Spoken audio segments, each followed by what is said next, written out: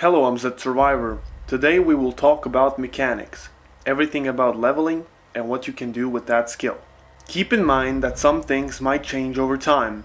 This will be a longer video, so without further ado, let's jump straight into it. So let's talk about vehicles first. There are multiple types of vehicles and a number of models for each type. You got the standard, heavy duty and sport type. Each different type requires different parts. Each part says what type it is, and you cannot mix types from different vehicle parts. You can see what type your vehicle is by opening the vehicle menu. You can learn from magazines about these types so you can tamper with them, that is to remove and install parts. Now, let's talk about the vehicle menu. This upper panel shows the vehicle name. To the left, you see what type it is, overall condition, weight, and engine power. To the right is currently selected installed part. As you look down, these are the currently installed parts and their condition. First are the seats. You need seats to sit down in the car, obviously, and if there is no seat, you cannot enter the vehicle there. Next is other. This is the glove box and the radio. Then it is the gas tank. If the gas tank gets damaged, you will have less gas capacity and really low condition may have leaks. There are also multiple types of gas tanks, small, medium and big. Under the hood, you got the battery. Now, when you look at the battery, the condition is not how much power is left in it. You have to click on it and look up to see how much power is remaining. The engine is the most important part. How it works is that you can either take parts from it or repair it with parts from another vehicle. Repairing the engine increases its quality and decreases its loudness. The muffler decreases the engine loudness by a small amount. The heater cannot be removed and it is used to increase or decrease the vehicle temperature. Next are the tires. The tires have pressure and friction, so they influence handling of your vehicle. There are also multiple types of tires: the value tire, regular tire, and performance tire. After the tires, we got brakes. They obviously brake, and without brakes, it's harder to stop your vehicle. To remove a brake, you must first remove a tire. Suspensions keep your car in control, and to remove a suspension you must first remove the tire. If you want to put back the tire, you cannot without putting back the suspension first. In the bodywork, first is the trunk lid. A really damaged trunk lid will result in objects falling from the vehicle trunk. Now the actual trunk. The damaged trunks have much less space, and also trunks cannot be removed. The hood protects your other parts from damage and thieves in multiplayer because you cannot access the engine and other parts without the key. The windshield gets damaged from direct hits and zombies. If the condition drops to 0%, it will break. This is not too big of a deal, but the temperature in your car will probably be affected because the heater will have less use. The rear windshield works similarly to the front windshield. The doors are used to keep zombies and people out of your vehicle. If missing, the zombies will have an easy time attacking you in the car. The doors also have windows, which first must be removed in order to remove doors. The windows work similarly to windshields. Also, if broken, zombies will easily attack you.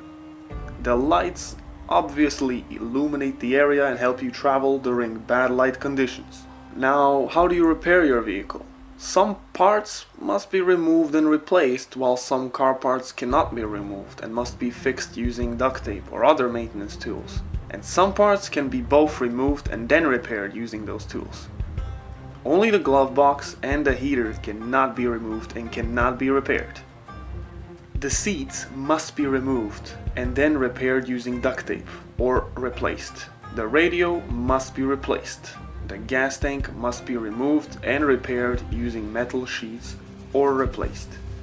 The battery must also be replaced.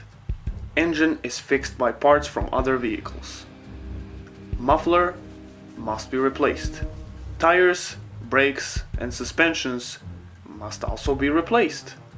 Trunk lid can be repaired using metal sheets or removed and repaired, and also replaced. The trunk itself must be repaired using duct tape, glue, or metal sheets. The hood must also be replaced. Windshields must be replaced, doors and windows must be replaced, and lights are replaced with light bulbs. The parts can be found in mechanic garages and removed from other vehicles. They can get damaged when being removed or installed, or when unsuccessfully removed or installed. This happens when your character has low mechanic skill for that task. That brings us to the leveling. Now let's start with the leveling up mechanics. When you have level 0 and have no known recipes, first you should find a magazine called Lane's Auto Manual to teach you how to remove, repair, and install parts for that vehicle type. Also read the book called Mechanics for Beginners. If you're level 0, there's not much maintenance you can do because the risk to damage a part is too big. Find a vehicle that you don't plan on driving and tamper with its parts. You can start by removing and installing light bulbs in the lights panel. This way you get to level 1 because you cannot damage a light bulb, and after you get level 1 you won't be able to gain experience from simple tasks like light bulbs. You must proceed to tires and get XP for level 2. After that, tires won't provide XP when removed and installed. You must proceed to things like the hood, trunk lid, etc. After level 3 you won't get XP from that, but you must proceed to suspensions and brakes. After you get level 4, you can start removing and repairing engines. On level 5, you can start working with windshields. Don't forget to read books and magazines. As I said, magazines give you knowledge and grant you the ability to work with certain vehicle types.